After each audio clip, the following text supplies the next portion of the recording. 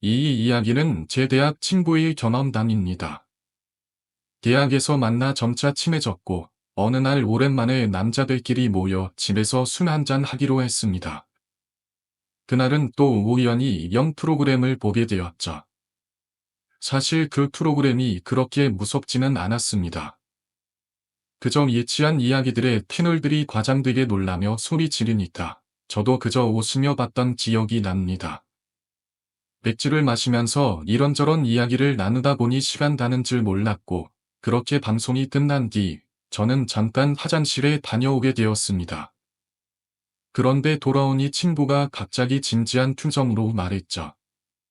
나, 무서운 이야기 하나 해줄게. 저는 그저 농담처럼 여겼습니다. 귀신이 나온다거나 그런 이야기가 아닐 거라 생각했으니까. 하지만 친구는 그 이야기를 시작하면서 점점 더 진지해졌습니다. 그가 말하기를 자기가 살아오면서 가장 끔찍하고 무서운 경험을 한 순간이 있다고 했습니다. 그 경험은 아마 TV에서 나오는 귀신 이야기들과는 비교할 수 없을 정도로 끔찍했을 거라고 했습니다. 친구는 이어서 이야기를 풀어나갔습니다. 친구의 부모님은 원래 시골에서 살고 계셨지만 도시로 이사를 오게 된 케이스였습니다. 하지만 시골은 할아버지가 혼자 살고 계셨고 친구는 어릴 때부터 자주 그 집을 방문했다고 합니다. 그가 고등학교 2학년 때 할아버지가 갑자기 몸이 안 좋아지셨다고 했죠. 병원에 가보니 살 날이 얼마 남지 않았다는 시한부 선고를 받으셨고 그 소식을 듣고 친구의 부모님은 급하게 일을 제쳐두고 시골로 돌아가야만 했습니다. 그런데 부모님은 도심에서 일을 하고 계셨고 일도 중요한 상황이라 주말에만 시골에 내려갔고 친구는 할아버지 집에서 병간호를 하게 되었습니다. 그때 친구는 근처 고등학교로 전학을 갔고 수업이 끝난 후엔 할아버지의 병간호를 하며 지냈습니다. 그런데 문제는 시골의 집이 정말 외진 곳에 있었고 병원이 너무 멀어 차를 타고 1시간은 가야 했습니다. 그래서 친구는 언제든지 할아버지의 상태가 악화될까봐 걱정하며 매일을 불안하게 지냈습니다. 그러나 다행히 마을 사람들끼리는 서로 긴밀하게 지내는 편이었고 그 중에는 의사도 한 명 있었기에 준 의사가 마치 회진을 돌듯이 자주 집에 방문하여 할아버지를 살폈다고 합니다. 마을 사람들은 서로 도우며 지냈고 가끔 술 마시러 나가면 이웃들이 굉장히 친절하게 대해주었답니다. 하지만 이웃 중 일부는 조금 특이한 사람들도 있었던 것 같습니다. 어느 날 친구가 마을 사람에게 인사를 했을 때 그 사람이 땡땡씨 손자 맞지? 어릴 때 봤었는데 많이 컸네 라고 말하며 지나갔다고 했습니다. 그리고 주변의 이웃들은 갑자기 몰려와서 친구에게 질문을 퍼부었답니다. 도시에서 사는 게 어땠냐? 무슨 공부를 하고 있냐? 꿈은 무엇이냐? 등등 그 질문들을 받는 것이 고통스러울 정도였다고 했죠. 마치 자신이 기계처럼 계속해서 질문에 답해야만 하는 듯한 압박감을 느꼈다고 합니다. 그런데 그때부터 뭔가 이상한 일이 일어나기 시작했습니다. 밤마다 친구는 갑자기 알 수 없는 소리나 이상한 기운을 느끼기 시작했죠. 처음엔 그냥 바람 소리나 먼지 쌓인 곳에서 나는 소리일 거라고 생각했지만 그 소리들은 점점 더 가까워지며 점차 사람의 목소리처럼 들리기도 했습니다. 특히 할아버지가 계신 방 근처에서는 어떤 기분이 묘하게 달라졌다고 친구는 말했죠. 마치 누군가가 그 방 안에서 지켜보고 있는 듯한 느낌이 들어서 점점 더 불안해졌다고 합니다. 어느 날 밤, 친구가 할아버지 방에서 나올 때 그 방 안에서 정말로 기이한 일이 일어났습니다. 방 안에 불빛이 깜빡이더니 잠시 후 어두운 그림자가 하나 나타났다고 했습니다. 친구는 몰라서 그 그림자가 누구인지 묻기도 전에 그 그림자가 갑자기 빠르게 자신을 향해 다가왔다는 겁니다.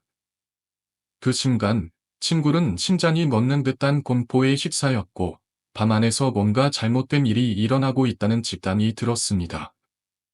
이제 친구는 자신이 느꼈던 기이한 일들이 단순한 우연이 아니라는 것을 확신하게 되었습니다. 마을 사람들의 지나치게 친근한 태도와 할아버지의 상태, 그리고 밤 안에서 일어난 이상한 일들, 모든 것이 하나의 큰 비밀과 연관이 있다는 생각이 들었죠. 그 비밀은 아마도 그 마을과 그 집에 깃든 어떤 오래된 존재와 관련이 있었을 것입니다. 그 마을에는 꽤나 권력이 있어 보이는 아저씨 한 분이 살고 있었습니다. 그는 마을에서 가장 부유한 사람 중 한 명이었고, 다진 땅도 넓어서 마을 사람들 모두가 그 아저씨에게 잘 보이려고 애쓰는 모습이 자주 눈에 띄었습니다. 이 아저씨는 그의 아들과 함께 마을의 중심적인 인물이었고, 마을 사람들은 그에게 무언가 특별한 힘이 있다고 믿고 있었죠.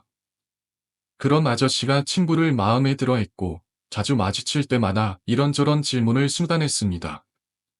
아저씨는 마을에서 큰 영향력을 가진 인물이었기 때문에 친구는 그저 그의 관심을 받는 것이 당연하다고 생각했습니다. 그러던 중 아저씨는 자신의 아들, 길을 소개해 주었는데 공교롭게도 기와 친구는 같은 고등학교에 다니는 동갑이었습니다.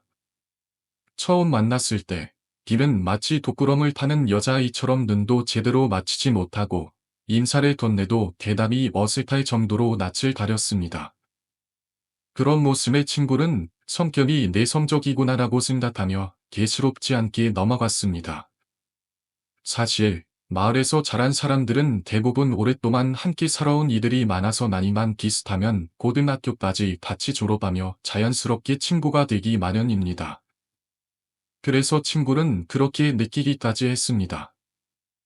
그러나 기와 친구가 인사를 나눈 후부터 주변 아이들의 태도가 점점 이상해지기 시작했습니다.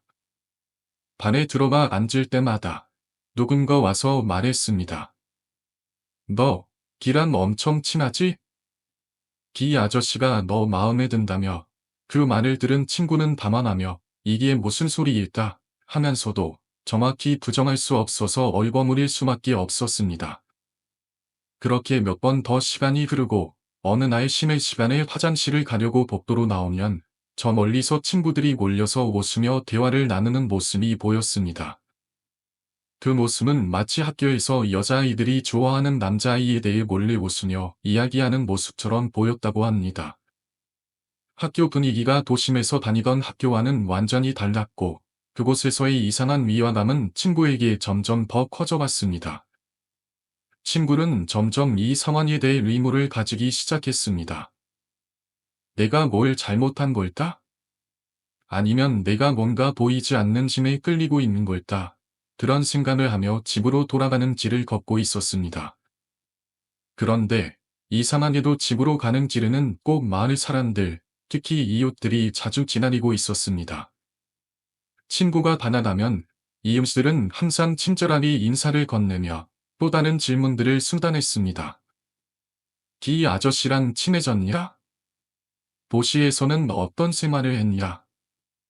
무슨 공부를 하느냐? 그리고 그 질문들은 끝없이 이어졌습니다. 처음에는 이런 이웃들의 관심이 다소 과하다고 생각하며 할아버지께서 그렇게 덤맘이 높은 분이셨나 하는 생각이 들기도 했습니다. 하지만 점점 더 많은 이웃들이 친구에게 비슷한 질문을 하면서 그 마을의 분위기가 점점 이상해지기 시작했습니다. 친구는 이 모든 상황이 그냥 우연이 아닐 거라고 확신하게 되었습니다. 그가 할아버지 집에 살면서 마을 사람들과 점차 가까워지기 시작했을 때 뭔가 비밀스러운 느낌을 받기 시작했습니다. 마치 그 마을이 단순한 농촌 마을이 아니다. 그 안에서 무언가 강력한 힘이 흐르고 있다는 생각이 들었죠. 하지만 그 힘이 무엇인지, 정확히 무엇을 의미하는지 친구는 알 수 없었습니다. 매일 반복되는 일상 속에서 그 힘은 점점 더 그를 압박하고 있는 것 같았습니다. 특히 그 기와 관련된 모든 일이 점점 더 미스터리하게 느껴졌습니다. 기의 아버지가 마을에서 갖고 있는 권력과 영향력은 단순한 동일함이 아닌 마치 오래된 예산처럼 마을 사람들에게 영향을 미치고 있는 것 같았습니다. 어느 날 친구는 집에 돌아와서 느낀 이상한 기운을 더 이상 무시할 수 없었습니다. 그날 밤 기가 갑자기 연락을 해왔습니다. 오늘 밤에 우리 집에 올래? 친구는 뭔가 이상한 기분이 들었지만 기가 자신을 초대한다는 사실이 궁금했고 마치 끌려가는 듯한 느낌을 받았습니다. 비의 짐으로 가던 길, 친구는 다시 한번 마을 사람들의 이상한 시선을 느꼈습니다. 마을의 어딘가에서 뭔가 감춰진 기밀이 있고, 그 기밀은 비와 그의 가족, 그리고 마을 사람들과 깊은 연관이 있음을 직감적으로 느꼈습니다. 어느 날, 동네에서 50대 정도로 보이는 아주머니를 만나게 된 친구는 충격적인 이야기를 듣게 되었습니다.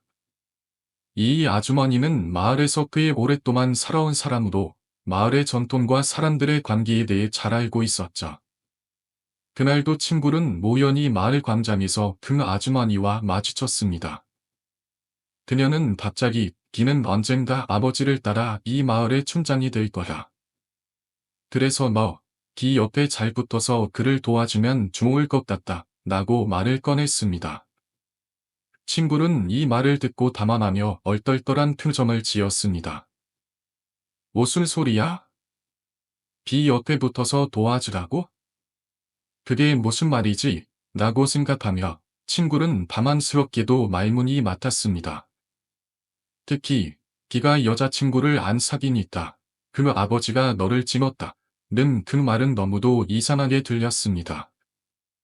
내가 여자친구가 되어야 한다는 겁니다. 내가 왜 남자인 기와 그런 관계를 맺어야 하는 거지? 그 말은 말 그대로 이해할 수 없었죠. 그런데 다음 날부터 친구는 그 말을 조금씩 이해하기 시작했습니다. 학교에 가니 학교 축제에서 모든 학생들이 함께 춤을 추는 행사를 준비하고 있었고, 그 행사에서는 반드시 가짜 파트너를 찾아서 춤 연습을 해야 했습니다. 그런데 친구는 축제 준비표에서 자신이 이미 한 사람과 짝이 지어져 있다는 걸 발견했습니다. 바로 기와 짝을 이루게 된 거죠. 친구는 놀라움을 금치 못했습니다. 뿐만 아니라 체육 시간에도 역시 기와 함께 짝을 이루어야 했고, 학교 행사에서 무엇을 하든 모든 것을 기와 함께 엮이게 되었습니다. 친구는 어찌할 바를 몰랐습니다. 너무나 당황스럽고 마치 자신이 이 마을에서 정해진 운명을 따르는 것처럼 느껴졌습니다. 그런데 주변 사람들은 그 모든 상황을 마치 들어온 듯 바라보니라 너와 기가 짝이 되어 춤을 추는 걸 보니 참 좋겠다며 칭찬을 늘어놓았습니다. 그런 분위기에서 화를 내거나 불편하다고 말할 수 없었던 친구는 점점 더 자신이 믿기는 불편함을 숨기게 되었죠. 하지만 결국 춤 연습 중에 서로 손을 잡고 연습을 하게 되었을 때 친구는 도저히 이 상황을 견딜 수 없었습니다. 그 순간 소름이 돋았고 친구는 참을 수 없어 화장실로 도망쳤습니다. 화장실에서 큰일을 보고 있던 친구는 밖에서 들려오는 아이들의 대화를 우연히 듣게 되었습니다. A랑 D가 사귀고 있다던데 도치만이 이미 계약까지 했다더라. 친구는 그의 이야기를 듣고 충격을 받았습니다. 이미 마을 전체에서는 그와 기의 관계에 대해 순군이 퍼져 있었고 친구는 그 사실을 믿을 수 없었습니다. 결국 친구는 결심을 하고 기를 찾아갔습니다. 왜 내가 내 남자친구인 거야? 도대체 우리가 언제 약혼을 한 건가? 라고 따졌습니다. 하지만 기는 시중은 표정을 지으며 대답하지 않았습니다. 주변 친구들은 그저 친구를 쳐다볼 뿐 아무 말도 하지 않았습니다. 친구는 자신도 모르게 남자와 약혼했다는 사실을 도저히 받아들일 수 없었고 그 사실을 납득할 수가 없었습니다. 그 후 친구는 집으로 돌아가 부모님에게 이 이야기를 꺼냈습니다. 부모님은 친구의 말을 듣고 충격을 받았지만 마을에서 오래된 전통이 있다고 설명했습니다. 마을에서는 전통적으로 가장 잘 나가는 집안이 다른 집안의 자식을 정해두고 어린 시절부터 서로를 결혼시키는 관습이 있어. 기의 부모님도 그런 전통을 따르고 있어 친구는 그 말을 듣고 믿을 수 없었습니다. 그런데 내가 왜 그 전통에 따라 약혼을 해야 하는 거죠? 내가 왜 그와 약혼자로 정해져야 하는 건가? 부모님은 그저 이건 마을의 전통이니까 일단 넘어가라며 덮어두려 했습니다. 그러나 친구는 그 말이 믿을 수 없었고 마음속에서 점점 더 큰 혼란과 의무를 느꼈습니다. 특히 친구는 할아버지를 간호하기 위해 시골로 내려와 살고 있었고, 자신이 기이라는 이유로 이런 전통이 얽히게 되었다는 사실을 도저히 받아들일 수 없었습니다. 이 모든 일이 어떻게 된 것인지 친구는 그저 마을과 자신의 운명에 대해 계속해서 의문을 품게 되었습니다. 다음 날, 친구는 다시 길을 찾아가기로 결심했습니다. 마음속에 그동안 쌓인 불만과 훈련을 풀어보려고 했던 거죠. 길을 만난 친구는 단호하게 말했습니다. 우리는 약혼한 곳이 아니고 나는 남자를 좋아하지 않아. 전혀 그런 생각을 하지 말라고 친구는 화가 나서 엄포를 놓듯이 말했죠. 그 순간 기의 표정은 갑자기 변했습니다. 기는 친구를 노려보며 지금 장난하는 건가? 거짓말하는 거냐? 고 물었습니다. 기의 눈빛에는 받침과 혼란이 섞여 있었고 친구는 그 상황이 너무나도 불편하게 느껴졌습니다.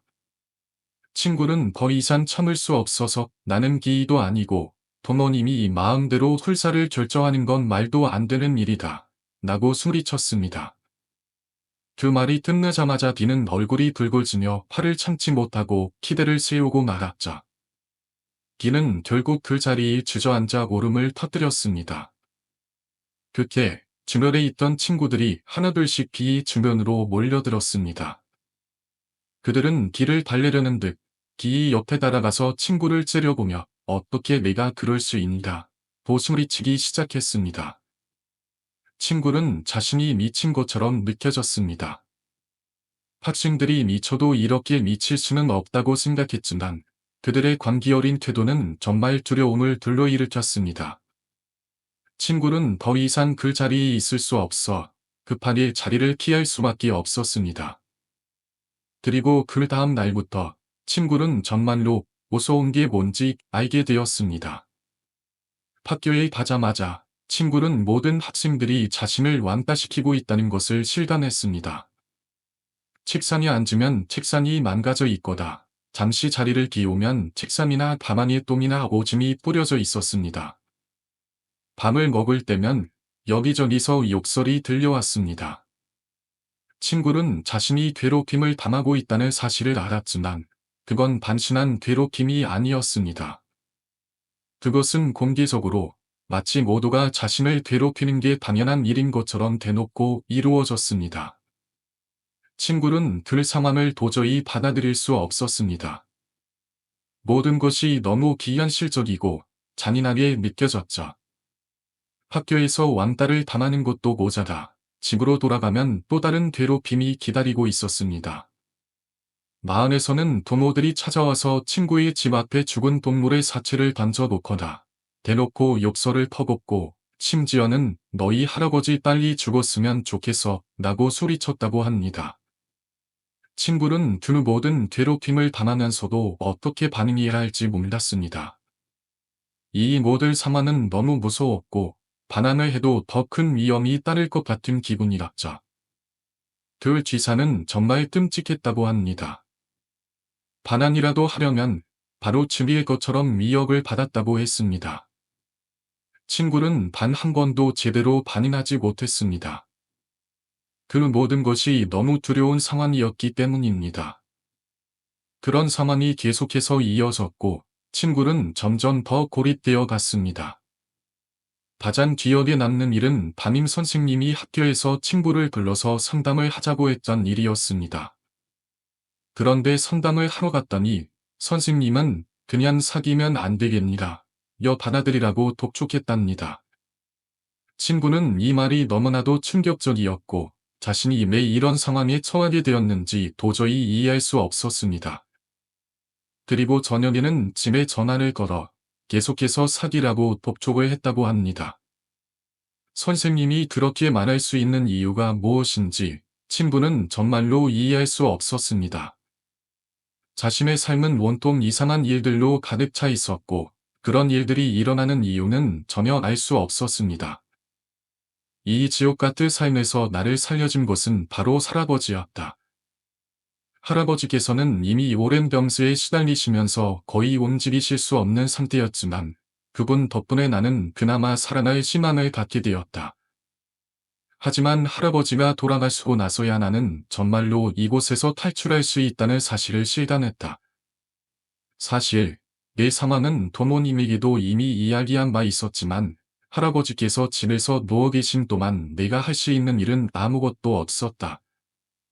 나는 이 집을 떠나고 싶었지만, 할아버지가 돌아가시고 나서야 비로소 그 탈출의 지위를 잡을 수 있었다. 할아버지께서 돌아가시자 부모님은 극히 장례를 치르셨다. 처음에는 할아버지에게 많은 은혜를 입었다고 말하며 친절하게 대해주던 사람들이 장례식이 끝나고 나서는 단 한 명도 찾아오지 않았다. 정말로 믿기지 않았다. 할아버지가 돌아가신 뒤 나는 부모님과 함께 최대한 빨리 이곳을 떠나기 위한 준비를 시작했다. 하지만 그게 쉽지 않았다.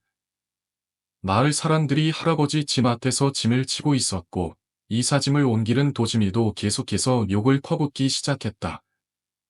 그나마 외지인을 이사 도우미로 불러서 집을 옮길 수 있었지만 그래도 밖에 나가면 마을 사람들은 끊임없이 욕을 퍼붓고 젊은 남자는 내 뺨을 쓰려치기도 했다. 모든 짐을 차에 실었을 때 나는 급히 차에 올랐다 마을을 빠져나갔다. 하지만 그때도 마을 사람들은 가는 길목에서 모두 나와 손가락질을 하고 욕을 하며 나를 비난했다. 그중 한 명은 맥주를 한 모금 들이키고는 마을 사람들이 죄다 기한테 나를 하라고 하더라고 나는 말도 했다. 나는 그 말을 들으며 정말 이 마을에서 벗어나야만 한다는 생각이 들었다. 하지만 내가 떠난 후에도 마을 사람들은 여전히 나를 괴롭혔다. 원래 살던 곳으로 돌아난 후 어떻게 알았는지 몇몇 사람이 편지를 보내거나 이메일로 나를 향한 욕을 한 바가지 보내기도 했다. 그 모든 일이 끝난 줄 알았지만 내게 남은 건 마을 사람들에게 발각될 경우 어떤 일이 벌어질지 모른다는 두려움이었다. 그로 인해 나는 어디에 가든지 조용히 지내야 했고 튀는 행동은 절대 하지 않으려 했다. 이 모든 괴롭힘을 견디며 내가 느낀 것은 단순히 트라우마를 겪은 것이 아니다. 내가 그곳을 벗어났다고 해서 모든 것이 끝난 것이 아니었다는 것이다. 그 마을 사람들, 그들에게 발각되면 다시 그 지옥 같을 삶을 살아야 했다다. 그 두려움이 나를 계속 따라다녔다.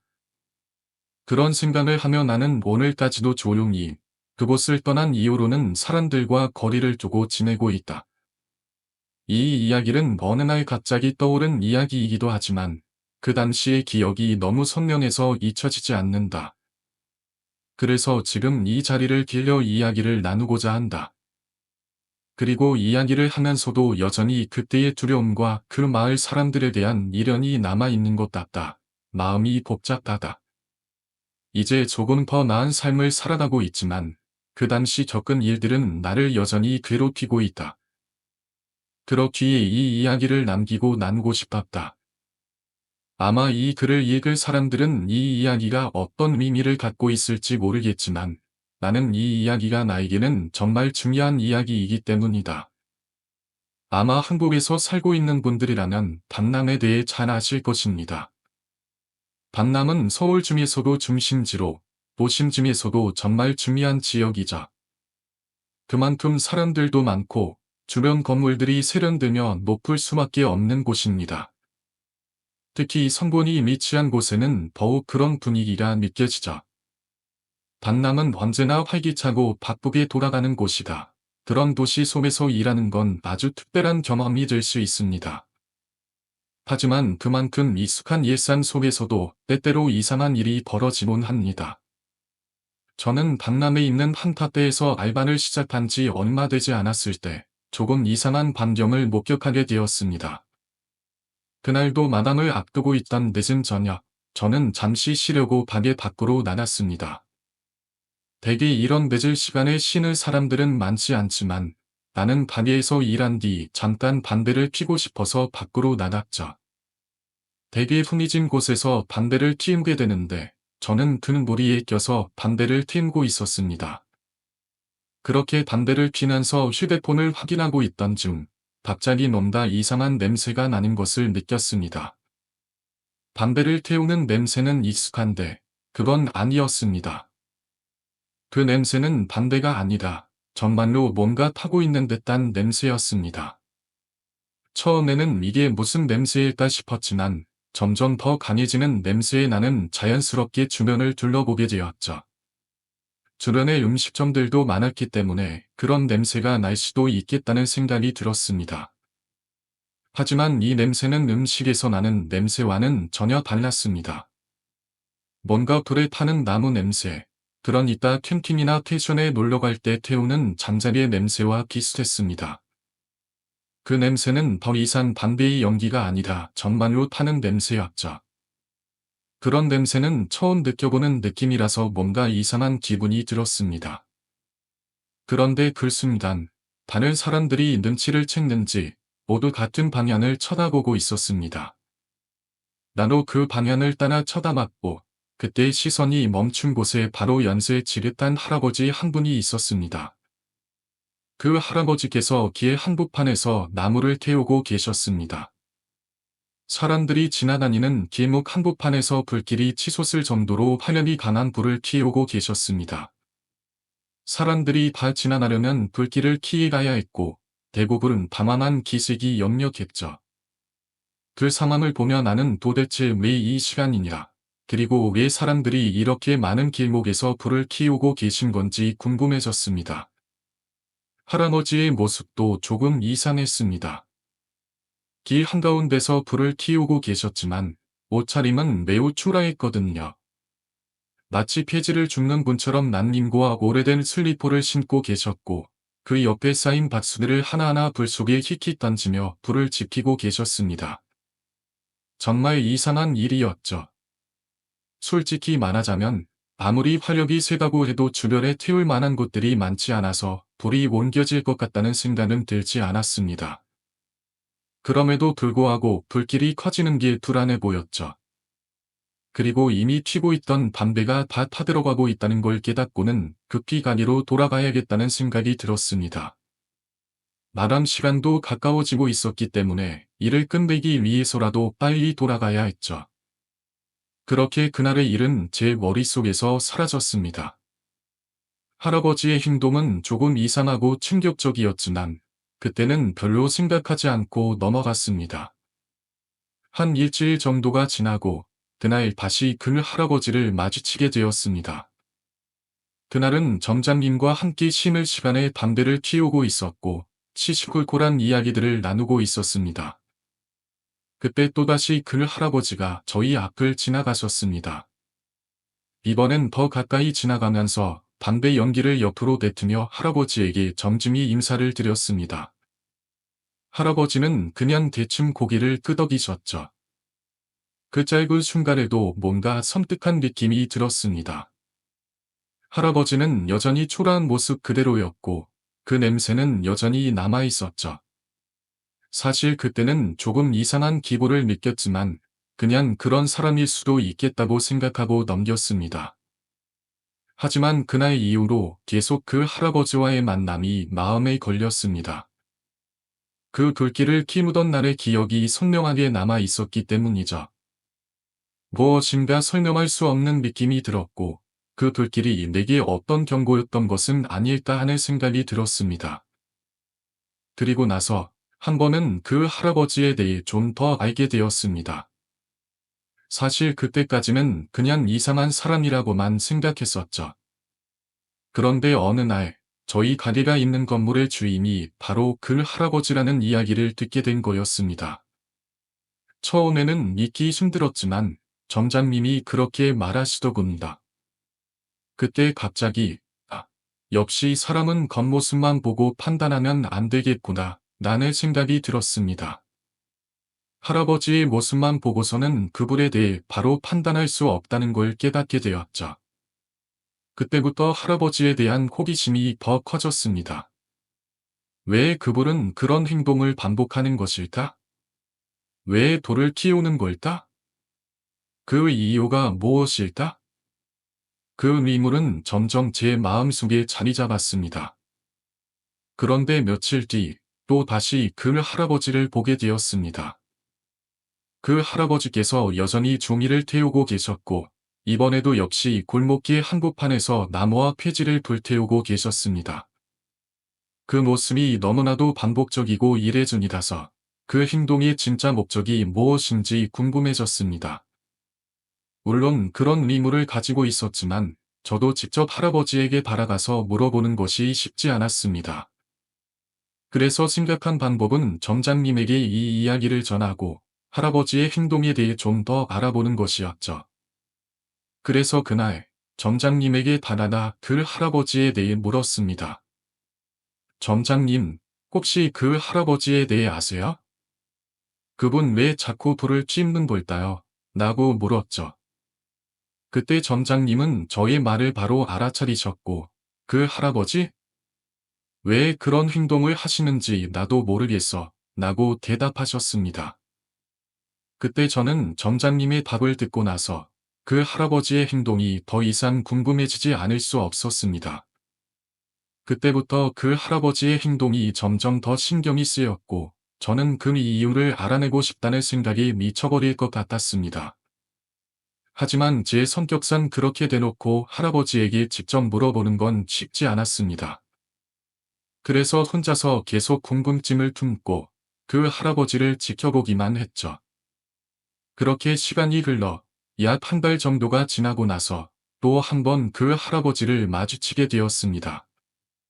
그때 저는 정말 용기를 내어 달아나기로 결심했습니다. 그 할아버지에게 달아나, 할아버지, 제가 여기서 일을 하면서 몇 번 되었는데 혹시 왜 이렇게 돌을 키우시는지 여쭤봐도 될까요? 라고 공손하게 물었습니다. 그때 할아버지께서 저를 보고 잠시 생각하시더니 천천히 입을 열었습니다. 귀신 쫓으려고 그러는 거지. 그 말은 정말 예상치 못한 대답이었습니다. 할아버지가 불을 키우는 이유가 귀신을 쫓기 위해서라는 사실을 알게 된 저는 그때부터 할아버지에 대해 조금 더 알게 되었습니다. 그 대답을 듣고 나서 저는 정말 깜짝 놀랐습니다. 그렇다면 어떻게 그렇게 60년 넘게 돌을 키워오셨다는 겁니다. 하고 다시 물었습니다. 할아버지는 잠시 침묵하신 뒤 자신이 서울로 상경했을 때의 이야기를 들려주셨습니다. 할아버지께서 처음 서울에 오셨을 때 서울은 지금처럼 큰 도시가 아니었다고 합니다. 당시 서울은 완전히 서구벌판에 가까운 곳이었고 아주 늪하고 많이 살고 있었다고 했습니다. 그때 할아버지의 말에 따르면 정말로 아무것도 없는 땅에 초가집들이 몇 채 있을 뿐 사람들은 그렇게 많이 살고 있지 않았다고 하셨습니다. 당시에는 땅 지인이 있던 곳도 있었고 그 지인이 허락을 받지 않으면 집도 짓지 못했기 때문에 땅 지인이 없거나 허락을 받지 못한 곳에서는 집을 지을 수 없었습니다. 그런 분위기 속에서 할아버지는 이곳에 살았다고 하셨죠. 그리고 그 근처에는 아주 특이한 집이 있었는데 바로 모어가 집이라고 불리는 집이 있었습니다. 그 집을 사람들이 살고 있던 집이 아니라 몸이 불편한 사람 한 명이 살고 있는 집이었죠.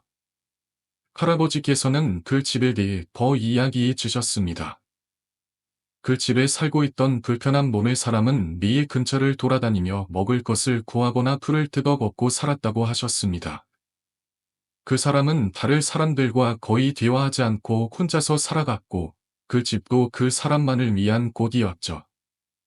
그 집은 이상하게도 그 근처 사람들에게 불안감을 주었고 사람들은 그 집에 대해 점점 더 소문을 내기 시작했습니다.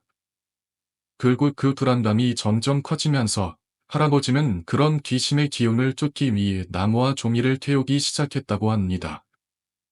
그렇게 그 행동은 어느새 습관이 되어 60년 이상 계속 이어졌고 지금까지도 그 할아버지는 불을 키우며 귀신을 쫓고 계셨다는 것입니다. 몸이 불편하신 두 분은 마저 할 일을 할 수 없을 정도로 어려운 형편이었지만 그 시절엔 모두가 살아나기가 힘든 시기였기에 이웃들조차도 살펴주기가 어려운 상황이었죠. 그때 그 불편한 사람의 집에 살고 있던 사람은 날마다 힘겹게 살아가고 있었지만 아무도 그를 돕지 않았습니다. 그러던 어느 날 새벽 할아버지는 평소처럼 잠을 자고 있었는데 갑자기 밖에서 소란스러운 소리가 들렸습니다. 그 소리에 깬 할아버지는 급히 나가 보았고 그곳에서 놀라운 광경을 목격하게 되었습니다. 바로 그 집에서 불길이 치솟고 있었고 주변에는 사람들이 모여 있었습니다. 다들 물을 커서 불을 끄려 했지만 불은 이미 너무 번져서 끄기에는 너무 늦어버린 상황이었죠. 불은 새벽이 다 지나도록 계속해서 타올랐다 결국 전소가 되었고 그 자리에 남은 것은 시커멓게 탄 시체뿐이었습니다. 그 불이 왜 났는지 무엇이 원인인지는 알 수 없었지만 그 시절에는 지금처럼 명확하게 조사를 할 수 있는 시대가 아니었죠. 다만 할아버지는 치칙하기를 그 집 안에서 불을 키운 것이 큰 불로 이어진 것이 아닐까 생각하셨다고 합니다. 그 집은 대충 지어진 집이라 불이 쉽게 번졌을 거라고 하시더군요. 하지만 그 불은 단순한 화재가 아니었습니다. 이 사건 이후로 그 동네에서는 일어난 일이 다른 사람들에게는 상상할 수 없는 공포로 다가왔습니다. 그날 이후 그 동네 사람들은 밤마다 불안하게 지낼 수밖에 없었죠. 밤이 되면 대문 앞에서 사람들의 목소리가 들리기 시작했고 그 소리에 놀란 하나 보면 평소도 알아볼 수 없는 희미한 사람이 서 있었습니다. 사람들은 그 모습을 보고는 소름이 돋아 기절할 정도였다고 합니다. 그 귀신의 형체는 너무나 기괴하고 끔찍해 누구도 가까이 달아날 수 없을 정도였죠. 처음에는 그 귀신을 보았다는 사람도 없었지만 시간이 지나면서 점점 더 많은 사람들이 그 귀신을 목격했다고 보고하기 시작했습니다. 아이들도 그 불타는 집 근처에서 귀신을 봤다고 말했고 그 소문은 동네 전체로 퍼져나갔습니다.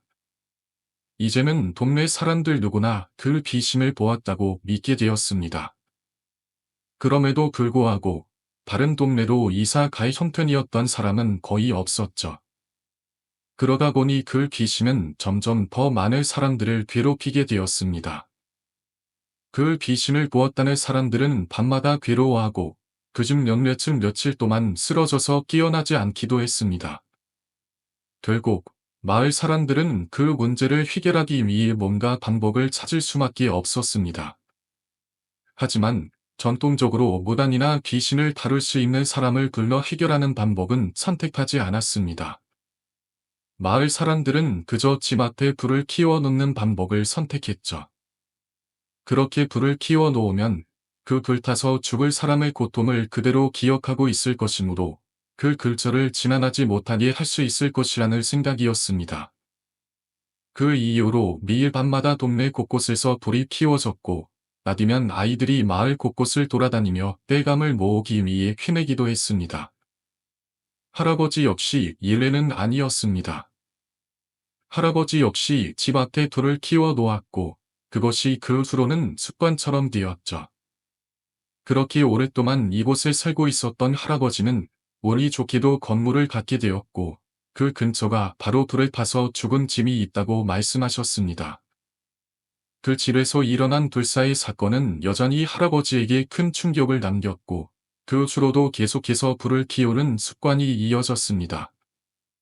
그때 할아버지는 지금처럼 이렇게 호화로울 시대가 되었어도 이 건물에서 가끔 이상한 기운을 느낄 때가 있다 고 말씀하셨습니다. 그런 이유로 지금까지도 그 할아버지는 불을 키워 귀신을 쫓고 계시다고 하셨습니다. 그 할아버지의 이야기 속에서 시간이 흐르고 많은 것이 변했지만 여전히 불을 키워 귀신을 쫓는다는 전통과 기억은 남아 있습니다. 그렇게 불을 키우는 행위는 과거의 기억과 당시의 기극적인 사건을 상기시키며 마을 사람들에게는 여전히 중요한 일로 남아 있었습니다. 불을 키우며 사람들은 귀신의 존재와 싸우고 그 고통스러울 기억을 잊으려 했던 것이었죠. 이야기는 여기까지입니다. 불에 타 죽은 귀신을 불로 퇴치한다는 생각은 사실 매우 이상적일 수 있습니다. 뇌파라는 고통을 아시나? 이는 인간이 느낄 수 있는 가장 큰 고통 중 하나로 알려져 있습니다. 만약 불길에 위해 죽은 귀신이라면 불을 보는 것만으로도 두려움에 떨 수밖에 없겠죠. 실제로 우리나라에서는 1960년대 전로 거지 귀신 관련된 이야기들이 많이 들려왔습니다. 이는 굶어 죽은 귀신들이 많았다는 것을 의미하는데 그런 귀신들이 자주 목격되었다는 것이죠. 다만 이러한 귀신들이 사람에게 해를 끼쳤다는 이야기는 없었고, 굶어 죽은 귀신들은 죽어서도 계속해서 배고픔에 시달린다고 전해졌습니다. 아무리 먹어도 배가 부르지 않는다는 운명에 처하게 된다고 하는데, 불에 타 죽거나 굶어 죽은 귀신들이 사후 세계에서 겪는 고통은 더욱 섬뜩하게 느껴집니다. 이 이야기는 돌아가신 저희 할아버지께 들었던 이야기입니다.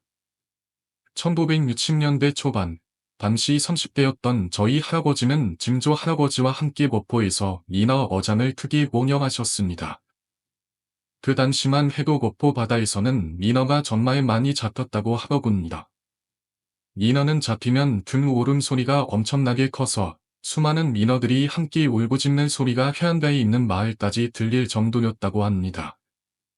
그 소리가 어느 정도였을지 상상하기가 어렵습니다.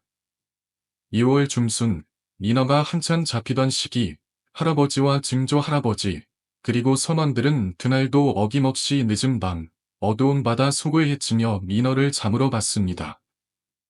그때마다 마음 한켠에 만선의 꿈을 품고 있었죠. 그렇게 사람들을 태운대는 어장이 성성된 바다로 서서히 나가고 있었는데, 갑자기 비 인진이 멈춰버렸습니다. 바다 위에선 아무것도 보이지 않는데, 뱃머리에 있던 석유등만이 한 줄기 희미한 빛을 뿜어내고 있었죠. 배에 있던 할아버지와 선원들은 모두 무거운 침묵에 빠졌습니다. 베테랑 선장이셨던 증조 할아버지도 이유를 알 수 없어 뜸뜸대셨지만, 그때 당시에는 작은 어선에는 통신 장비가 거의 설치되지 않았기 때문에 인접한 어선들의 구호를 요청할 방법도 없었습니다. 배는 고립되었고, 오직 칠흑 같은 어둠 속에서 그들만의 고립될 상황이 펼쳐졌습니다.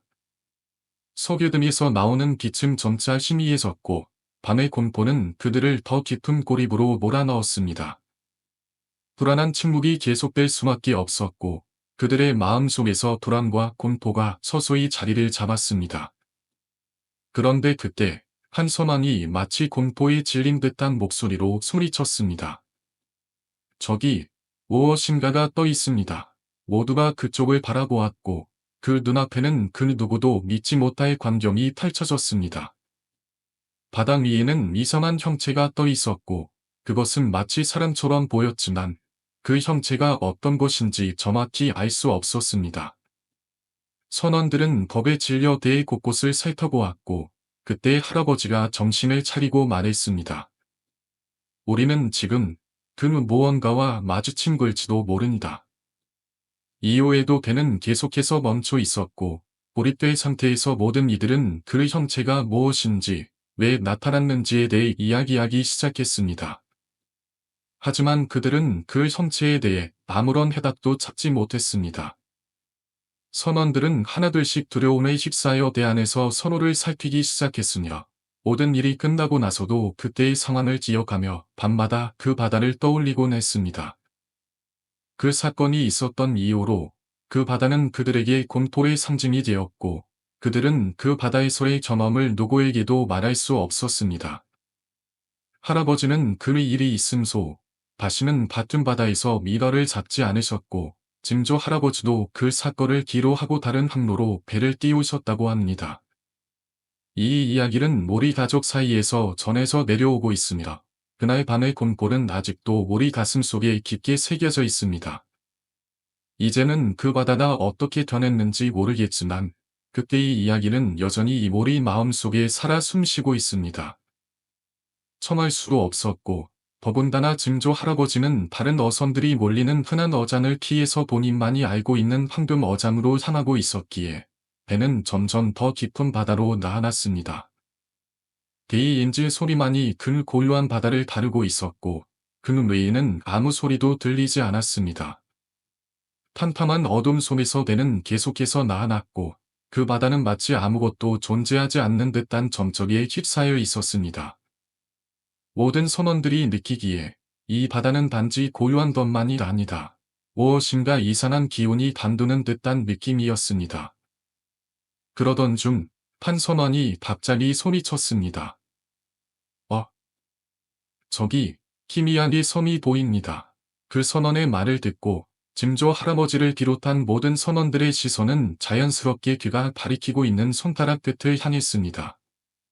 멀리 어둠 속에서 섬의 실루엣이 흐릿하게 나타났습니다. 선원들은 서로 얼굴을 마주보며 순간적으로 의아해했지만 사실 그들 중 누구도 이 섬에 대해 알지 못했습니다. 증조 할아버지는 침착하게 선장으로서 빠른 판단에 휘하했습니다.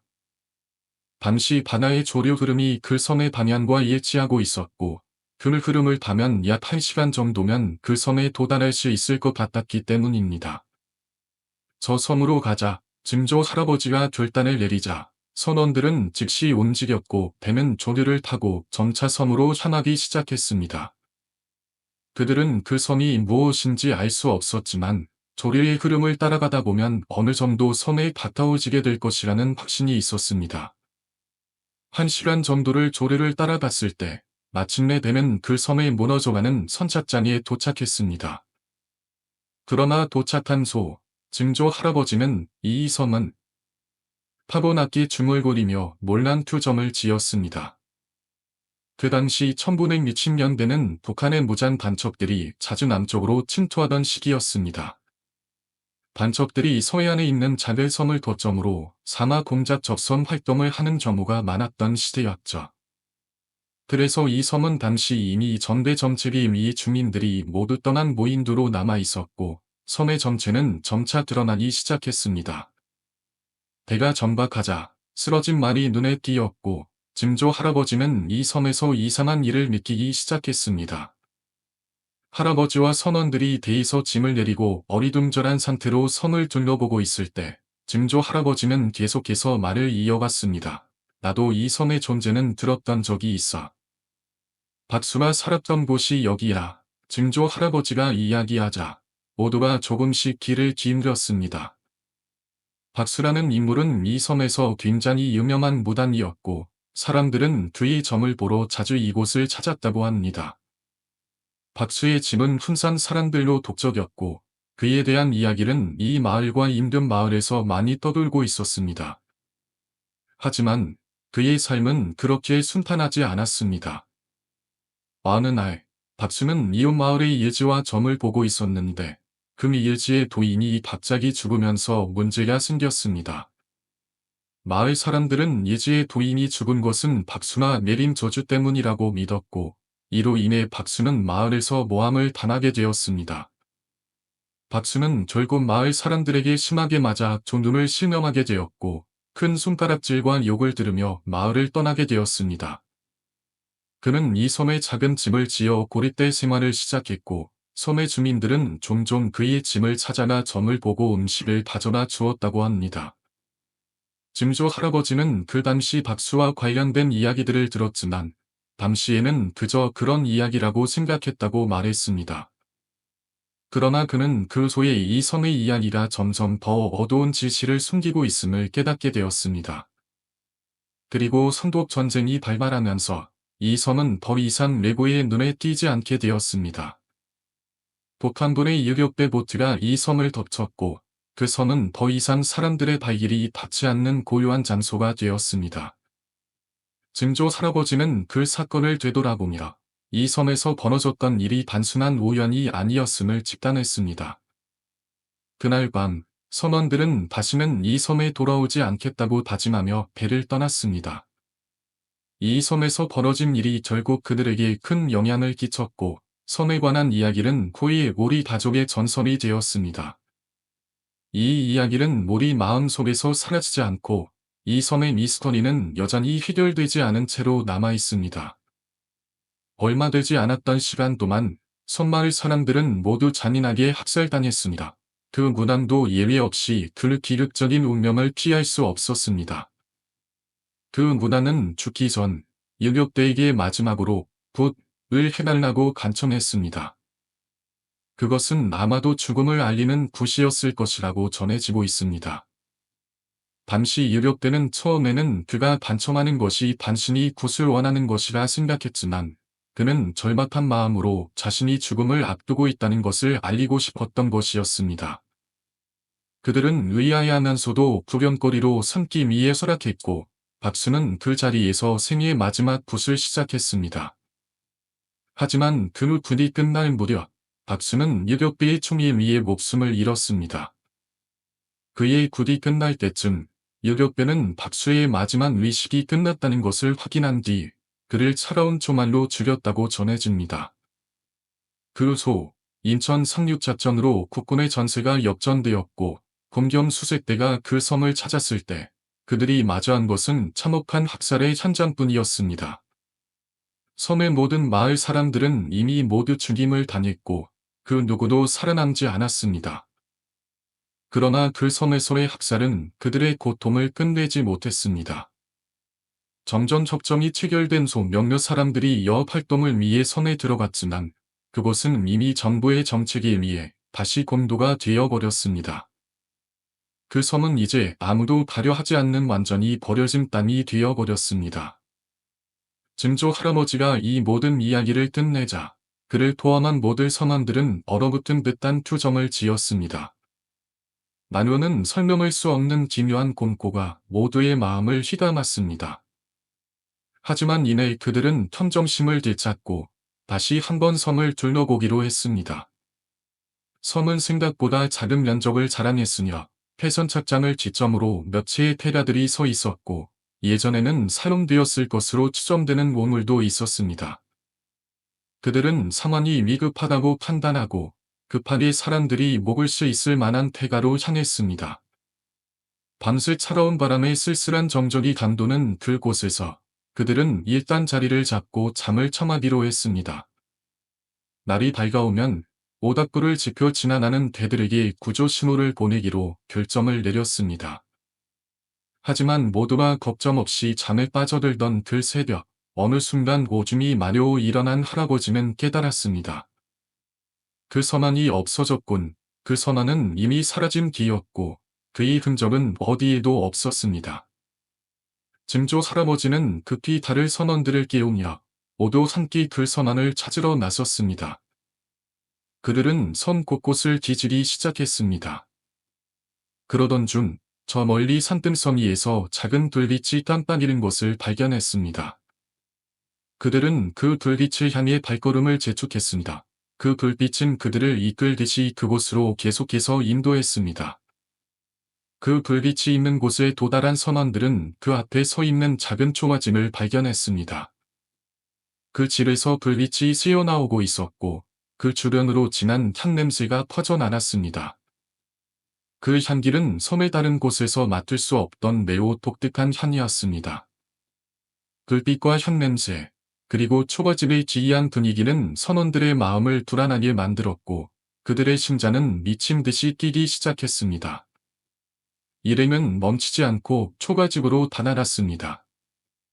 그곳에 무엇이 있을지 모른 채 그들은 단단히 마음을 먹고 문을 열었습니다. 증조 할아버지는 그 순간 마음을 다잡고 먼저 그 문을 박차고 들어갔습니다. 뒤이어 다른 선원들도 따라 들어갔습니다. 그들이 문을 열고 들어선 작은 층판 안은 매우 소박한 제사상이 차려져 있었습니다. 그 제사상에는 섬에 내릴 때 챙겨올 식량들이 정성스럽게 놓여 있었고 판로에는 8개의 향이 타고 있었습니다. 그 향이 연기가 공기 중에 흩어지며 밤하늘 가득 채우고 있었습니다. 벽에는 무서운 무속화 그림들이 그려져 있었습니다. 그 그림들은 마치 살아 움직이는 듯한 느낌을 주었습니다. 그리고 제사상 앞에 쓰러져 있는 그 선원의 모습이 눈에 띄었습니다. 그는 무릎을 꿇고 제사상 앞에서 정신을 잃고 있었고 그의 얼굴에는 무언가 공포에 질린 듯한 표정이 새겨져 있었습니다. 선원들은 그 장면을 보고 숨을 죽였고 심장이 멈추는 듯한 기분이 들었습니다. 그들의 눈앞에 펼쳐진 장면은 단순한 공포를 넘어선 무엇인가 설명할 수 없는 기이한 사건의 이완임을 직감할 수 있었습니다. 모두가 그 선원을 깨우자 선원은 이내 일어나지만 자신이 왜 그곳에 있는지 전혀 기억하지 못했다고 합니다. 그가 아무리 생각해봐도 그 이유를 알 수 없었고 억울한 표정을 지으며 일행에게 아무것도 말할 수 없었습니다. 일행은 상황을 설명하려 했고 그를 추궁했지만 선원은 여전히 아무 기억이 나지 않는 듯 했습니다. 그런 상황에서 잠깐의 점적이 흐른 소, 증조 할아버지가 입을 열었습니다.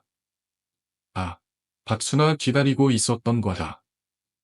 자신의 명복을 빌어줄 사람, 그리고 마지막 순간까지 함께했던 섬 사람들의 명도 같이 빌어달라고 말이지. 증조 할아버지의 말이 끝나자 일행 모두는 한동안 아무 말 없이 침묵을 지켰습니다. 이 섬에서 얼마나 외로웠을지, 그리고 박수와 섬 사람들의 억울한 명복을 빌어야겠다는 마음이 그들 모두를 감싸고 있었습니다. 그들은 제사상 앞에 무릎을 꿇고 간절한 마음을 담아 2번의 큰 절을 올렸습니다. 그 순간 마치 기적처럼 제사상 위에 놓여있던 8개의 산불이 모두 꺼졌습니다. 모든 이가 그 순간 눈을 감고 있었고, 눈을 뜨자 그들이 있는 곳은 초가집이 아니다. 그들이 잠을 청했던 폐가였습니다. 날은 이미 밝아 있었고 그들은 충격에 휩싸였습니다. 모두가 일제히 어젯밤에 산속 초가집으로 향했지만 그곳에는 아무것도 없었습니다. 그저 밑동이 잘린 고모만이 남아있을 뿐이었습니다. 선원들은 말없이 짐을 챙겨 배 선착장으로 향했고 증조 할아버지는 어선에 시동을 걸었습니다. 시동이 걸리자 경쾌한 소리가 섬을 휘감았습니다. 바다는 매우 잔잔하고 고요했습니다. 증조 할아버지와 선원들은 금이 일에 대해 서로 알면서도 모른 척하는 눈치를 보였습니다. 배가 마을에 도착하자 마을 사람들은 마짐을 나오며 민어는 많이 잡았는지 물었습니다. 하지만 그들은 그물이 끊어져 민어 한 마리도 잡지 못했다고 농담을 하며 집으로 향했습니다. 그 후 증조 할아버지와 할아버지는 다시 그 섬에 대한 얘기를 나누었습니다. 할아버지는 어느 날 아버지가 학교에 입학할 즈음 뱅이를 그만두셨다고 말했습니다. 더 이상 가옥을 이어가고 싶지 않으셨다고 했죠. 그때 할아버지께 묻기를 그 섬은 지금도 살아요? 라고 물었습니다. 아, 그 모습 그대로겠지. 이야기는 여기서 끝이 났습니다. 앞서 말씀드린 대로 그들은 사람이 살았던 무인도에 들어갔던 것이었고 그 섬에는 연막이라 불리던 무당이 있었다고 합니다. 그 무당은 주로 서로 섬을 떠나지 못한 채 그곳에 갇혀 있었던 것입니다. 그 섬의 이야기는 슬프고도 동시에 소름 끼치는 이야기입니다. 세간에는 그 섬에서 죽은 귀신들은 섬 밖으로 나올 수 없다는 말도 있습니다. 줄어서도 섬에 갇혀 나오지 못하고 그 때문에 승천도 하지 못한다는 이야기입니다. 열나나 일본에는 수많은 귀신들이 있다고 하는데 그 이유가 섬이라는 특성 때문이라는 소설도 있죠. 아마 대부분의 사람들은 살면서 무인도에 갈 기회가 거의 없을 것이기 때문에 그 섬의 이야기가 더욱 신비롭고 두려운 이야기가 된 것 같습니다. 무인도에 관한 이야기는 정말 섬뜩하고 우리나라에도 그런 무인도가 약 3,000개나 있다는 사실을 떠올리면 더욱 오싹해집니다. 전기도 들어오지 않는 무인도에 혼자 갇히게 된다면 그런 상황을 상상하는 것만으로도 무섭죠. 특히 그곳에서 귀신이나 예전 사람들의 흔적을 발견한다면 그야말로 두려운 경험이 될 것입니다. 그리고 지금 말씀하신 도로 이야기와 사고다발 구역에 관한 얘기도 무척 흥미롭습니다. 제가 자주 다니던 집안 도로에는 이상한 사고다발 구역이 있다는 이야기인데 처음에 그 구역을 봤을 때는 사고가 많이 발생한 곳이라 생각했지만 실제로 지나보니 전혀 그렇지 않았다는 점이 신기하고 조금은 섬뜩하게 느껴집니다.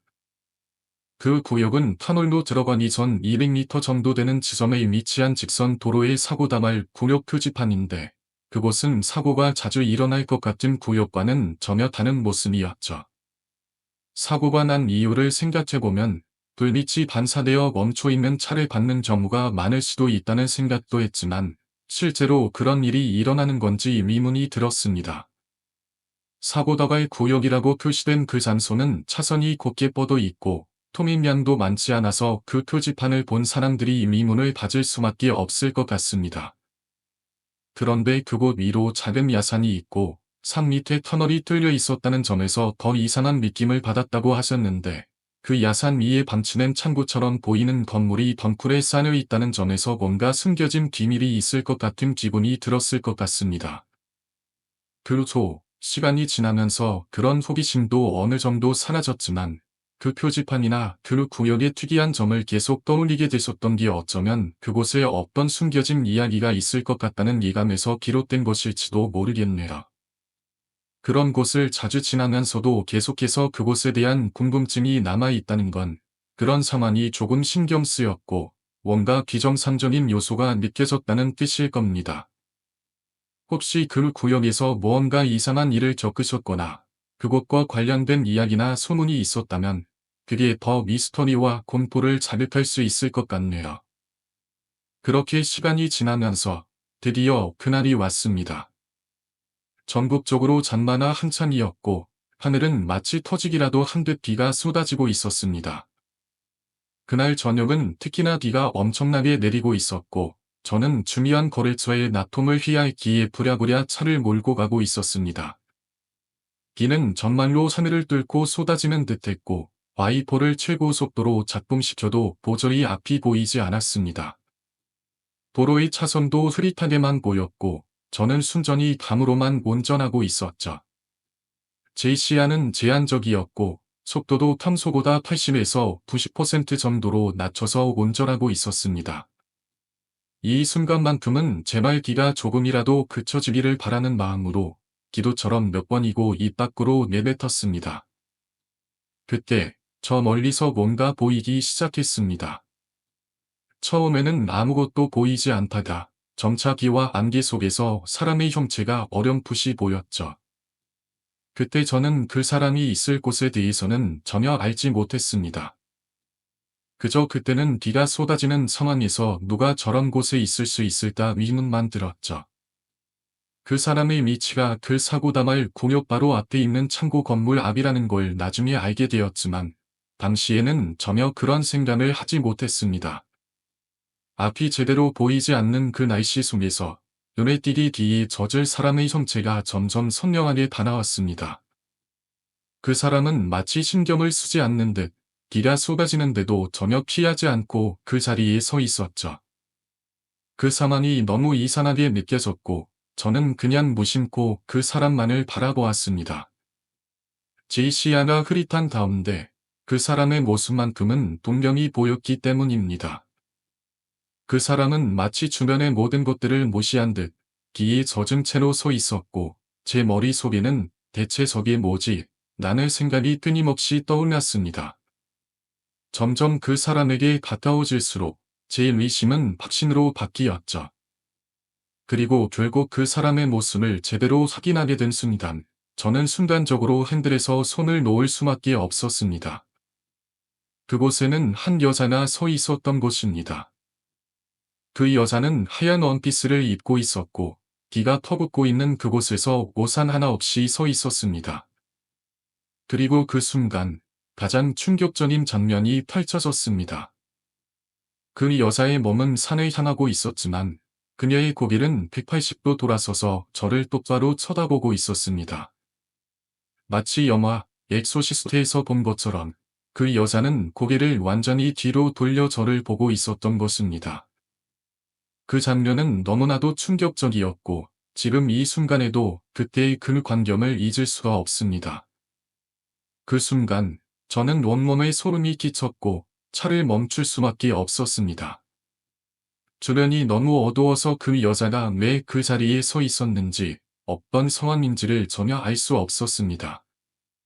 그러나 그 순간 제 미리에 강렬하게 각인된 그녀의 모습은 지금까지도 계속해서 떠오르곤 합니다. 그 여자의 눈빛과 그 순간의 감정은 마치 현실이 아니었던 것처럼 느껴지기도 했죠. 어떻게 그런 일이 있을 수 있는지 그저 이해할 수 없는 상태로 남아버린 것입니다. 그 여자의 모습이 너무 선명했기에 제 머릿속에서 그 장면은 마치 어제 일처럼 계속해서 떠오르고 있었습니다. 비는 여전히 쏟아지고 있었고 그 여자가 나를 향해 고개를 돌렸던 그 장면이 계속 반복되었죠. 저는 어떻게든 그 상황을 잊고자 했지만 그 눈빛이 머릿속에서 지워지지 않았습니다. 그 순간의 공포와 의문이 한동안 가시지 않았고, 무엇보다 중요한 건 그 여자가 나타났던 그 장소가 바로 사고 당할 구역 근처였다는 사실이었습니다. 비상 주차대에 차를 잠시 세워야 할지, 그 여자가 따라올지도 모른다는 생각에 정신이 혼미해지기도 했습니다. 그 여자는 입을 열지 않았고, 눈만 부릅뜨고 계속해서 저를 응시하고 있었습니다. 그녀의 존재가 너무 이상하고 불길하게 느껴졌기 때문에 제 머릿속에서는 온갖 불안한 생각들이 떠오르기 시작했습니다.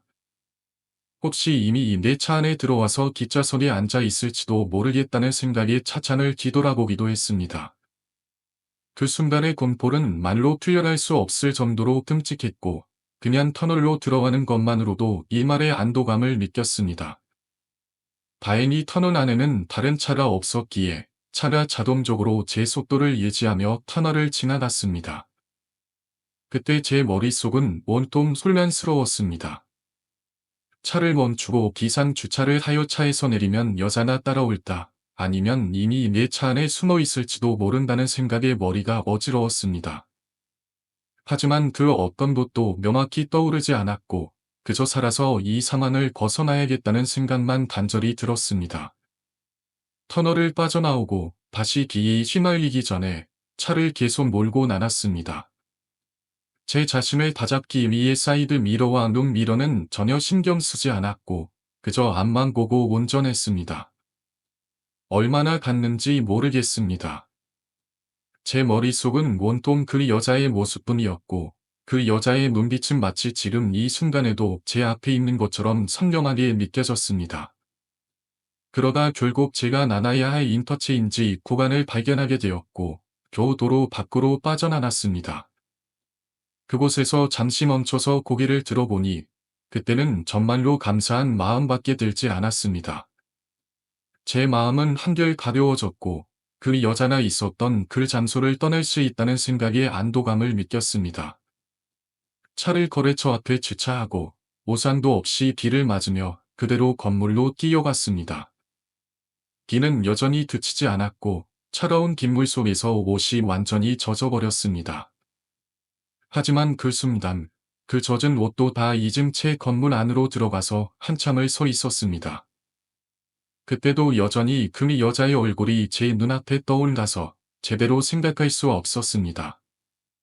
그 눈빛이 아직도 제 머릿속에서 떠나지 않았고 마치 그 여자가 바로 눈앞에 있는 듯한 기분이었습니다. 제 심장은 아직도 떨리고 있었고 그 일어난 일들이 마치 현실이 아닌 꿈처럼 느껴졌습니다.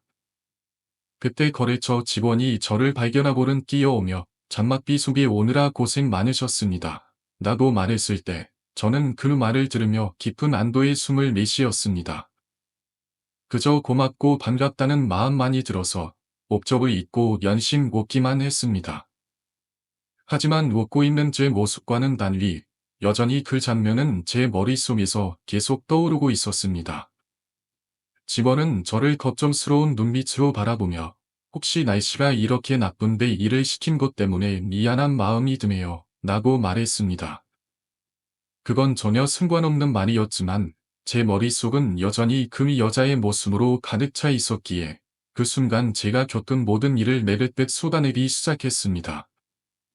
그 여자의 생김새부터 그 여자가 있던 위치, 그 이상한 고개를 돌리던 순간까지 모든 것을 그대로 말해버렸습니다. 하지만 그 이야기를 다 털어놓고 나서도 여전히 제 마음속에 그 여자의 모습은 사라지지 않았습니다. 그 이야기를 마친 후 그 관리소장님은 여전히 아무런 표정 변화 없이 저를 바라보며 조용히 들었습니다. 마치 아무리 설명을 해도 그 이야기가 특별할 것도 이상할 것도 없는 것처럼 담음 없이 그저 고요하게 듣고만 있었습니다. 제가 마치 어린아이가 오늘 있었던 일을 풀어놓는 것처럼 그 소장님은 그 이야기를 듣는 데 집중하며 전혀 감정을 드러내지 않았습니다. 그러던 중 제가 마지막으로 묻자 이 사람이 누구인지 아냐고 귀신이 맞냐 고 물었을 때 그분은 차분한 목소리로 알아. 이곳을 자주 오가는 사람들은 다 한 번쯤 본 여자라네요. 라고 답했습니다. 그는 그 여자에 대해 매우 담담하게 이야기했지만 그 말에서 느껴지는 모길은 저를 더 경악하게 만들었습니다. 그 소장님은 가끔 그 여자를 볼 때가 있었고, 지나갈 때는 아예 고개를 돌려서 그 여자를 보지 않으려고 한다고 하셨습니다. 그렇게 저는 그 여자가 어디에서 나타나는지, 어떤 모습을 하고 있는지에 대해 더 많은 정보를 들을 수 있었습니다. 그 소장님은 제 이야기를 듣고 나서 저를 놀리려는 듯한 표정 하나 없이 계속해서 저와 나눈 이야기에 맞춰가며 그 여자는 그런 모습이 맞다고 말했습니다. 그 이야기는 마치 저와 전혀 다를 바 없는 경험이었기에 더욱 기이하고 불길하게 다가왔습니다. 그 관리 소장님은 더 이상 그런 이야기들을 놀라운 듯이 듣지 않았고, 오히려 그 여자가 출몰하는 것에 익숙한 듯한 태도로 이야기해 주었습니다. 그 소장님 말에 따르면 그 여자는 이 지역을 자주 지나가는 사람들 중 대부분이 한 번쯤 봤을 것이라고 했습니다. 그 여성의 모습과 위치, 그리고 그녀가 어떤 식으로 사람들에게 나타나는지에 대한 이야기들은 지역 주민들 사이에서 유명한 이야기로 통하고 있었습니다. 그리고 그 여성의 출몰이 사고를 일으켰다는 사실 역시 잊지 들어본 일이었죠. 하지만 그 여자가 나타나는 이유에 대해서는 아무도 정확히 알지 못했습니다. 다만 그 여자가 나타날 때마다 사고가 자주 발생했고, 그 때문에 그 지역이 사고 다갈 구역이 되었다는 사실만은 확실했습니다. 다행히도 그 여자의 존재 때문에 사람들은 사고를 당했지만 그 여자가 직접적으로 사람의 목숨을 빼앗는 일은 없었다고 합니다. 그럼에도 불구하고 그 여자를 본 사람들은 정신이 팔려 앞차를 치돌하거나 옆에 있는 다들이를 긁는 등의 사고를 일으켰습니다. 더욱 충격적이었던 건 어떤 사람들은 그 여자가 갑자기 도로로 뛰어내려 사고를 일으켰다고 주장하기도 했다는 것입니다. 그 여자가 도로 위로 갑자기 뛰어내리면서 사고를 유발했다는 것이었습니다. 일부 목격자들은 그 여자가 높은 곳에서 몸을 던져 자살을 시도했다는 이야기도 전해주었는데, 그 이야기의 전환이 너무나 끔찍하고 소름 끼치게 들렸습니다. 이런 일들이 반복되면서 그 지역은 사고가 자주 발생하는 다발 지역이 되었고, 사람들은 그 여자의 존재에 대한 정보를 서로 주고받으며 그곳을 지나칠 때는 늘 짐작을 하게 되었습니다. 그 편의점에서 사장님에게 들은 이야기는 더욱 충격적이었습니다. 사장님은 창고에서 목을 매달고 죽을 사람에 대한 이야기를 들었고, 그 창고는 이미 너무 오래 방치되어 있어 사람들은 그곳을 그냥 지나치곤 했다고 했습니다. 창고의 주인이 누구인지도 몰랐고, 사실상 그곳을 사람이 잘 가지 않는 장소였다고 합니다. 구급차나 경찰차나 그쪽으로 가는 걸 종종 봤다고 하는데, 대부분의 사고가 그 창고 근처에서 발생했다고 강하게 추측했다고 합니다. 그 이야기를 들을 때마다 그 창고에서 일어난 일들이 머릿속에 떠오르냐, 그 여자가 그곳에서 죽었을 가능성에 대한 불길한 생각이 밀려왔습니다. 그 후로도 몇 번이나 그곳을 지나야 했습니다. 제 일 때문에 주요 거래처로 가는 길에 그 지역을 통과할 수밖에 없었기 때문이죠. 그런데 그날 이후로 저는 낮을 지나갈 때마다 그 창고 위를 여러 번 쳐다봤지만 여자는 한 번도 보지 못했습니다.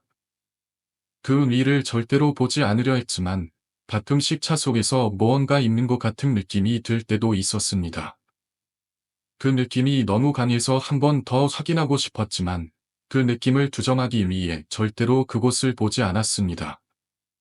운전 경험이 있으신 분이라면 대충 어떤 구조의 장소인지를 짐작하실 수 있을 것입니다. 이런 곳들은 야생동물이 지나가는 길일 수도 있고 그곳에 사람이 나타난다는 것도 쉽게 믿기 어려운 일이기도 합니다. 하지만 이 여자는 분명히 그곳에서 나타났고 그 이유가 무엇인지는 여전히 미스터리로 남아 있습니다. 그 여자가 보였을 때 그 모습이 정말 기이했습니다. 사람인지 아니면 단순히 물체인지 구별할 수 없는 순간들이 있었고 그럴 때마다 괜히 무섭기도 했습니다. 하지만 그 여자가 명확히 귀신으로 보였을 때는 그 섬뜩함이 말로 표현할 수 없을 정도였죠. 특히 목이 뒤로 돌아간 모습이라면 사고가 나지 않기 더 이상한 일이었겠죠. 그녀의 원한이나 그곳에 나타나는 이유에 대해서는 알 수 없지만 그 여자가 운전자를 쳐다보고 있었다는 사실은 그 무엇인가 이유가 있을 것임을 암시하는 듯했습니다. 그리고 가장 중요한 점은 운전할 때는 항상 앞과 양 옆을 보는 것이 가장 중요하다는 것입니다. 길을 달리며 갑작스럽게 시야에 들어오는 것들이 사람인지 혹은 사물인지 구분하기 어려운 경우가 많기 때문에 그렇게 이상한 느낌을 받았을 때는 절대로 정신을 놓지 말고 조심해야겠다는 교훈을 얻었습니다. 이야기는 여기서 끝이지만 이 경험을 통해 많은 것을 배우게 되었습니다. 비심을 보지 않기 위해서가 아니라 항상 운전할 때는 집중하는 것이 무엇보다 중요하다는 것을 다시 한번 깨닫게 되었습니다. 이 이야기는 처음에는 아무런 의심 없이 시작되었지만 그 다음에 전기가 점점 더 섬뜩하게 변해갔습니다. 여느 때처럼 평범한 데이트였고 한강 공원에서 시간을 보내며 서로의 일상에 대해 이야기를 나누고 있었죠. 바람은 선선하고 밤하늘에 떠있는 별들도 평화롭기만 했습니다. 그런데 잔디밭 한켠에 있던 낡은 천 조각을 발견했을 때부터 상황은 이상하게 흘러가기 시작했습니다. 그 천은 분명히 아무렇게나 던져져 있었고 오심고 지나칠 수도 있는 상태였지만 뭔가 이상한 느낌이 들어 그쪽으로 달아났습니다. 천의 크기는 꽤 컸고 무겁게 보였습니다. 이상한 느낌이 든 건 천 안의 부분에 뭔가가 있을 것 같은 감이 들었기 때문입니다. 그 천을 들여다보니 그 아래에 묶여 있던 고대비가 묘하게 눈에 띄었습니다. 처음에는 그냥 무심코 지나쳤지만 그 고대비의 자복은 어딘지 모르게 섬뜩한 느낌을 주었죠. 여자친구는 천을 만져보려다 갑자기 얼굴을 찡그리며 멈췄습니다. 그때 두 사람 모두 그 자리에 서서 잠시 어색한 침묵이 흘렀습니다. 그곳에서 뭐가 일어난 건지 모르겠지만 감각적으로 이상한 무언가를 느끼는 것은 확실했습니다. 그렇게 그 자리를 떠나려고 했지만 그 순간 이상한 일이 일어났습니다. 갑자기 어디선가 시끄럽게 들려오는 모순소리와 함께 불안한 기운이 감돌았습니다. 여자친구는 무슨 소리냐며 고개를 돌렸지만 그 순간 저는 바닥에 있던 고데기를 놓고 발걸음을 옮겼고 그곳을 빠져나갈 수밖에 없었습니다. 그 소리 뒤에는 동연히 글천 조각이 놓여있는 자리에 있던 무언가나 달려가며 따라오는 듯한 느낌이 들었기 때문입니다. 그런 이상한 기호를 떨쳐낼 수가 없어서 급히 자리를 떠났습니다. 그리고 이후 몇 주나 지나면서 그 천에 대한 기억은 계속해서 저를 괴롭혔습니다. 그 장소가 그 당시 너무나 생생하게 남았기 때문에 그 이후로 집안에 뭔가를 들이는 것이 불안하게 느껴지게 되었습니다. 그날의 이상한 경험이 저를 계속 억누르고 있었던 겁니다. 밤마다 잠이 오지 않게 되고 무언가나 자꾸 뒤따라오는 것처럼 느껴지기까지 했습니다. 그날의 불안한 기운과 천조각은 지금도 저를 떠나지 않았습니다. 여자친구가 먼저 발견한 그 물건은 그날의 뒤늦은 지역에 남을 만한 전환전이랐죠. 그 당시 여름의 더위가 한창일 때 땀을 닦을 수 있는 손수건이 필요했었는데 마침 그때 땅에 떨어져 있던 물건이 손수건처럼 보였습니다. 비록 처음에는 그저 색깔만 봤을 뿐이었지만 가까이 다가가니 정말로 그것이 손수건이 아닐까 하는 생각이 들었습니다. 세련된 디자인의 삼각형의 끝이 예리하게 잘려있는 모습이 마치 남자 정장이 안주머니에 넣어 다닐 법한 고급스러운 느낌을 주었습니다. 하지만 이상한 점은 그 물건이 누군가가 실수로 떨어뜨린 것일 수도 있지만 저는 이유 모를 끌림을 느꼈고 여자친구도 마찬가지였습니다. 땅에 떨어져 있는 것을 주워서 쓰는 건 상식적으로 이해되지 않았지만 그 순간 우리는 그것을 집어들고 싶은 단한 충동을 느꼈죠. 여자친구는 농담처럼 누가 버리고 간 것 같으니까 오빠가 빨아서 쓰는 게 어떨까 라며 웃으며 말을 씁니다. 저도 별다른 생각 없이 그 손수건을 집어들었고 그렇게 그 물건은 제 가방 속에 들어갔습니다. 데이트를 마친 후 집에 돌아와서 빨래 딘으로 손수건을 세탁한 뒤 저는 몇 날 며칠 동안 그 손수건을 사용하게 되었죠. 땀을 닦을 때마다 이용하게 쓰였지만 시간이 지나면서 그 물건에 대한 관심이 서서히 식었습니다. 더 이상 사용하지 않게 되었고 결국 베란다에 말려 두었죠. 그 시기가 회사나 아주 바쁠 시점이었기에 저는 거의 집과 회사만 오가며 살아갔습니다. 일과의 반복적인 스트레스에 시달리면서 피곤한 속에서 일상을 보내던 어느 날, 그날만큼은 뭔가 이상한 일이 일어나기 시작했습니다. 평소와 달리 잠이 들지 않았습니다. 눈을 감고 있어도 정신은 끼어있는 듯했고, 몸은 피곤했지만 잠은 오지 않았습니다. 숨소리가 거칠어지고, 외부에서 들려오는 소리들 보일러 소리와 마치 누군가 밖에서 걸어다니는 듯한 소리 다 더욱 명확하게 들렸습니다. 그때서야 뭔가 잘못되고 있다는 느낌이 들었고 마음속에서 불안감이 차오르기 시작했죠. 그리고 잠이 들려고 할 때 갑자기 퉁퉁거리는 소리가 들려왔습니다. 처음에는 그 소리가 너무 시끄러워서 그냥 지나칠 수 있을 거나 생각했지만 시간이 지날수록 점점 더 선명하게 들리기 시작했습니다. 소리는 동명이 미층에서 나는 것이었고 그 시점부터는 고요한 밤이 더욱 불안한 기운으로 변해갔습니다. 소리는 점점 더 거칠어졌고 마치 누군가가 미층에서 뛰어다니는 듯한 소리가 반복되었습니다. 그 소리가 너무나도 시끄럽고 불쾌하게 느껴졌습니다. 더 이상 참을 수 없었던 저는 결국 화가 나기 시작했습니다. 왜 이렇게 새벽이 미층에서 뛰는 건지 너무 화가 나고 괴로웠습니다. 그 소리 때문에 잠을 이루지 못하고 뒤척이며 밤을 새웠고 결국에는 그 소리가 멈추지 않는다는 사실에 더욱 더 심각한 불안감을 느끼게 되었습니다. 그날 밤을 지나고 나서 저는 그 일이 단순한 우연일 거라 생각했지만 점점 더 기이한 일들이 반복되었고 이 모든 일이 손수원과 연관이 있지 않나 하는 생각이 들기 시작했습니다. 그렇습니다. 그런데 그때 이상한 점을 하나 깨달았습니다. 춤을 추는 소리라고 해도 그 정도로 계속해서 반복되게 큰 소리가 날 수는 없다는 생각이 들었죠. 순간 저는 그것이 단순히 미층에서 나는 소리가 아니다. 그때부터 본격적으로 무언가 이상한 일이 일어나고 있다는 느낌을 받기 시작했습니다. 몸이 여전히 움직이지 않았습니다. 몸은 아예 마비된 듯이 딱딱하게 굳어 있었고 머릿속은 혼란스러웠습니다.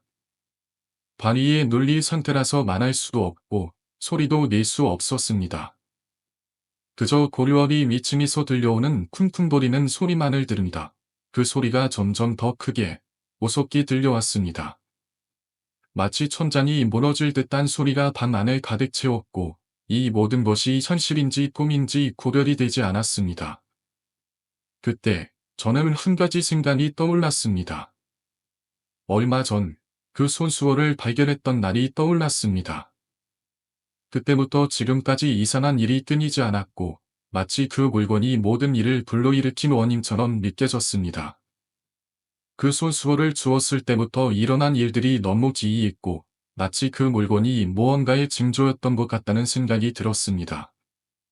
그때 그 소리의 정체는 점점 더 명확해졌습니다. 단순히 뛰어다니는 소리가 아니다. 뭔가 가만히 발을 구르거나 무언가나 방 안을 뛰어다니는 것처럼 느껴졌습니다. 그것을 사람이 아니다. 어떤 존재가 내 방을 둘러싸고 있다는 느낌을 받았습니다. 그 순간 제 머릿속에서 갑자기 떠오른 건 그 손수건이었습니다. 그 손수건을 빨고 나서부터 이상한 일들이 일어나기 시작했고 그 일들은 점점 더 끔찍한 형태로 나타나고 있었습니다. 누군가 그것을 남겨놓고 그 소리들은 그 물건을 찾고 있는 존재들이라는 생각이 들었습니다. 저는 도저히 더 이상 참을 수 없었습니다. 다리에 눌린 상태에서 눈을 뜬 채로 저는 그 소리를 동련히 들어야만 했습니다. 이 모든 게 진짜인지 가짜인지 그리고 이 소리가 어디에서 오는 것인지 알아내기 위해서는 제가 직접 확인해야 했습니다. 잠시 후 그 소리는 멈췄고 저는 몸을 겨우 움직일 수 있었습니다. 이제야 그 소리가 정말로 내가 상상한 것인지 아니면 현실에서 일어난 일인지 알 수 있을 것 같았습니다. 하지만 그날 밤 이 집 사람들을 다시 볼 수는 없었습니다. 그날 이후로 계속해서 이상한 일이 반복되었고 솔수월은 그때부터 다시 방 안에서 제 자리를 차지하고 있었습니다. 그리고 그 소리들은 계속해서 들려왔고, 저는 더 이상 그 소리들에 대처할 방법을 알지 못했습니다. 결국 그 솔수원이 놓여 있었던 그곳은 더 이상 저에게 아무 의미도 없었습니다. 그 물건을 집어들었던 순간부터 시작된 모든 일이 저를 괴롭히고 있었기 때문이죠. 며칠 동안의 고요한 시간이 지나고 다시 쿵퉁거리는 소리가 들려오기 시작하자 정말 참을 수가 없었습니다. 몸은 계속해서 지쳐가고 정신은 피로에 쌓여 있었지만 그 소리가 계속해서 머릿속을 맴도는 듯한 느낌이었습니다. 마치 제 삶의 일부처럼 그 소리가 점점 더 강하게, 더 자주 들려왔습니다.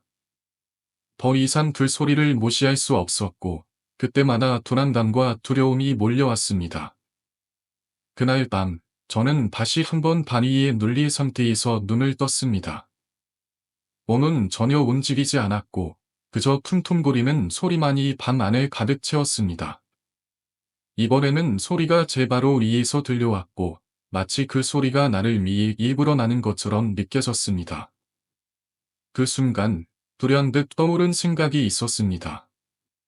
이게 정말 단순한 소리가 아닐 수도 있다.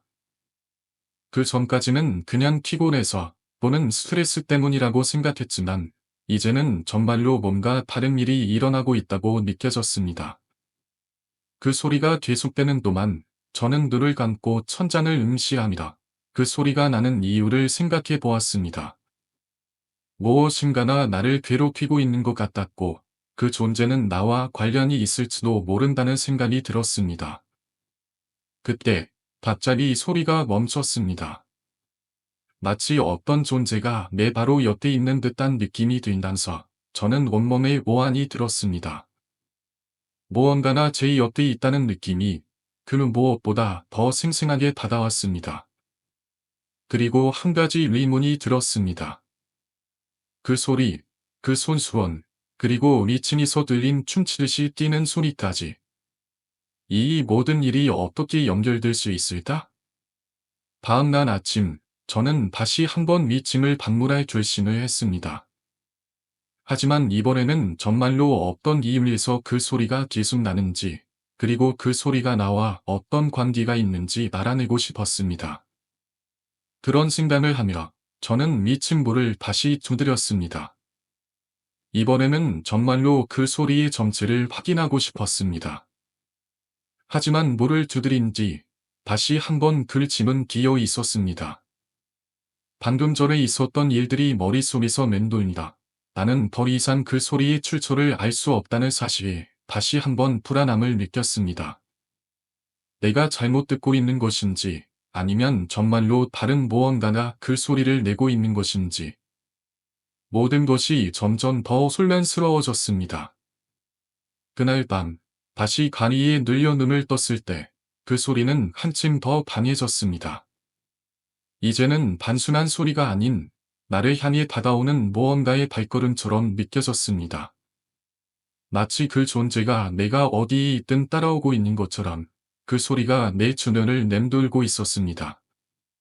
몸이 마비된 채로 그 소리가 들려오는 곳을 향해 시선을 돌렸습니다. 그리고 저는 결국 그날 밤 모든 것이 어떻게든 끝날 거라는 생각을 했습니다. 이 소리가 더 이상 견딜 수 없을 만큼 지속된다면 나는 그 소리를 끝낼 방법을 찾아야만 했습니다.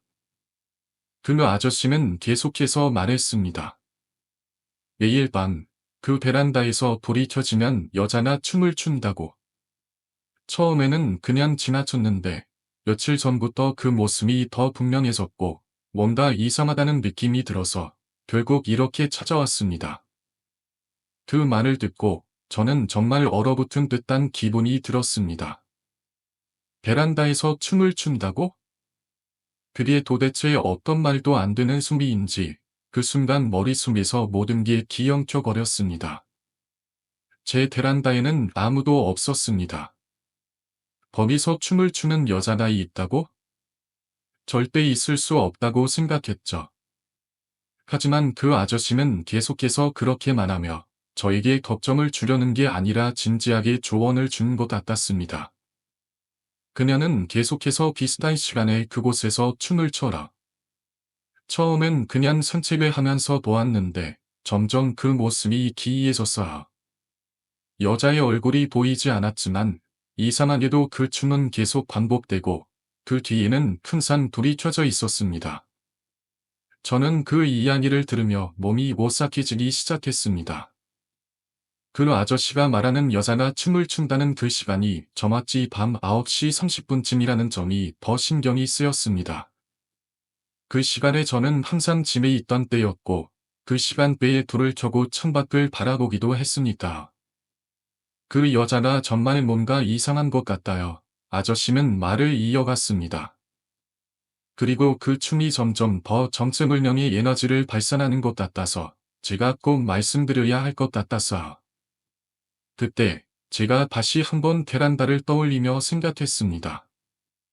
불이 켜져 있었다면 내가 왜 그 사실을 몰랐을까? 정말로 그 여자가 있었던 걸까? 아니면 그저 이상한 꿈이나 착각이었을까? 그 아저씨의 말을 믿을 수 없었지만 점점 그 말을 무시할 수 없다는 생각이 들었습니다. 혹시 그 여자가 밤마다 춤을 추면서 무슨 다른 의도를 가진 건 아닐까요? 그 아저씨는 걱정스럽게 덧붙였습니다. 그냥 가볍게 생각하지 마세요. 그게 단순한 일이 아닐 수도 있으니까요. 저는 아저씨의 말을 고은히 듣고 나서 그냥 알겠습니다. 감사합니다. 라고만 말했습니다. 그 아저씨는 다시 한번 조심하라는 말을 남기고 돌아갔고 저는 어두운 거실에 혼자 남아 한참을 생각했습니다. 그 밤 베란다에서 춤을 추는 여자는 누구일까요? 그녀는 정말 존재하는 걸까요? 그리고 그 소름 끼치는 춤이 계속 반복된다면 그 뒤에는 무엇이 숨겨져 있을까요? 저는 천번문 앞에서 한참을 서 있었습니다. 아저씨가 돌아가면서 남긴 말들이 계속 머릿속에서 맴돌았습니다.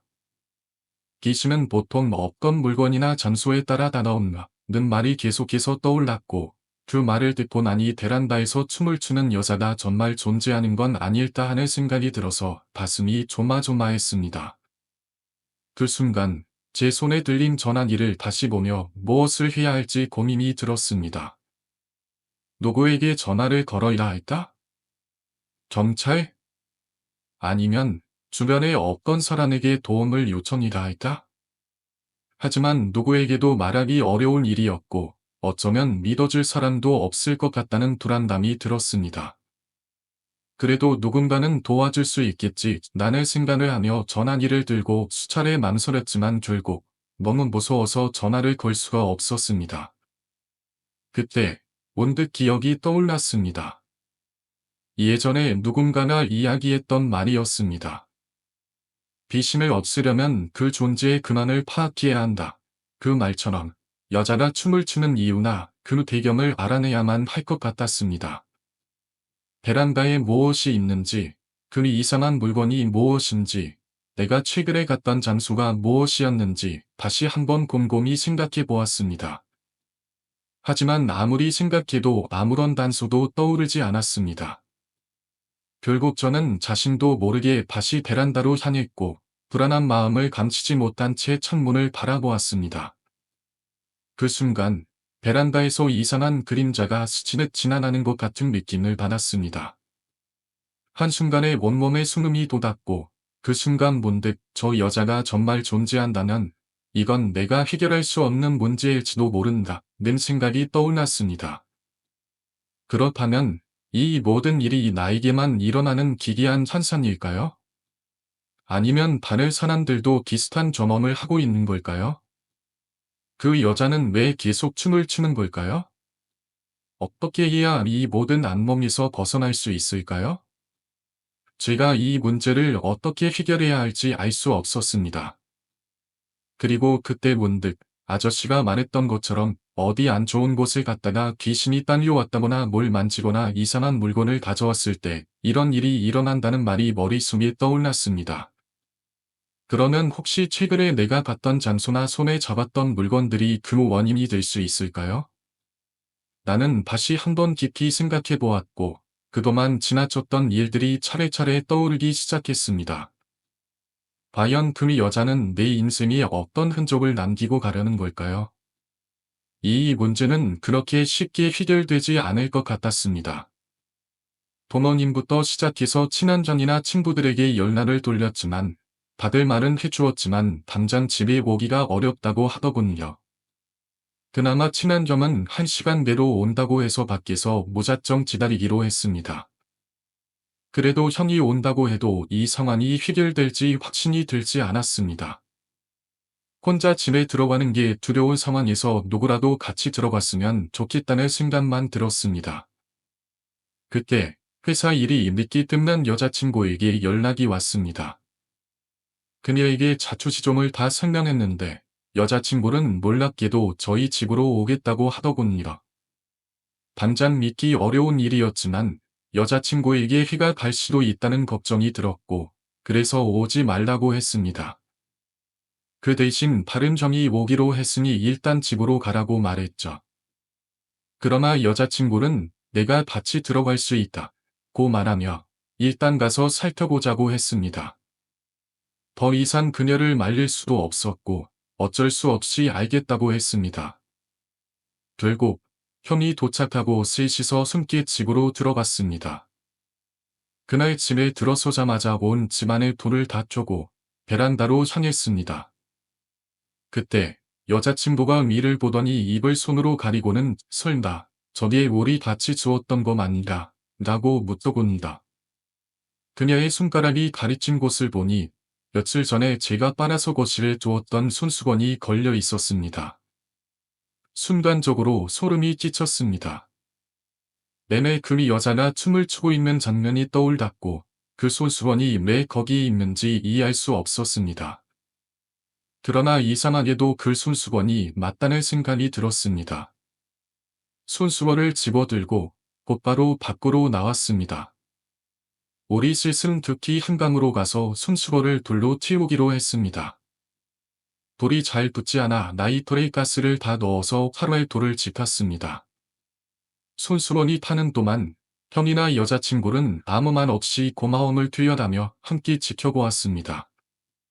그 후 서로 고맙다는 말 한마디를 나누고 배달 음식을 시켜 술을 조금 마시고는 여자친구는 집에 가고 형은 12시 정도에 집으로 돌아왔습니다. 그 이후 나와 여자친구는 사실상 반동거를 시작하게 되었고 그 경험을 겪고 나서 나는 점점 더 결혼을 결심하게 되었습니다. 그걸 틔운다고 한들 그 고소한 경험이 남아있어 혼자 집에 있는 게 쉽지 않았습니다. 결국 우리는 다른 곳으로 이사를 가기로 했습니다. 베란다가 없는 집으로 이사를 갔고 그 소에도 검은 모드나 천을 보면 그때의 일이 떠오르곤 했습니다.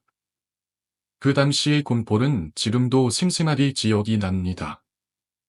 지금 생각해보면 그 일이 없었다면 아마 그런 결정을 내릴 수 없었을지도 모르겠다는 생각이 듭니다. 그 아저씨 덕분에 혹시라도 그 상황이 더 악화되었을지도 모르고 정말 큰일 날 뻔했습니다. 그 춤추는 귀신, 그리고 그 상황이 아직도 떠오를 때면 몸이 떨려옵니다. 귀신이 춤을 추고 있다면 근처에 가면 안 된다고 말하던 그 조언이 정말 맞았음을 그때 깨달았습니다.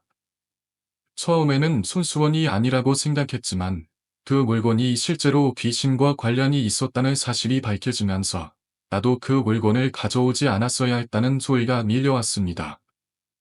이렇게 되지 않으려면 절대로 길에서 버려져 있는 물건을 주워서는 안 된다는 교훈을 다시 한번 얻었습니다. 여러분도 길을 가다가 아무리 갖고 싶은 물건이 길에 놓여 있다 해도 절대로 그 물건은 집으로 가져오지 않으셔야 합니다. 그것이 귀신을 불러들일 수도 있고 정말 끔찍한 일이 벌어질 수 있다는 걸 꼭 명심하세요. 이 이야기를 마치면서 여러분에게도 경고의 메시지를 전하고 싶습니다. 오늘 강의는 여기까지입니다. 제 이야기를 재밌게 보셨다면 공포학과의 수강 신청을 부탁드립니다. 전 공포학과 교수였습니다.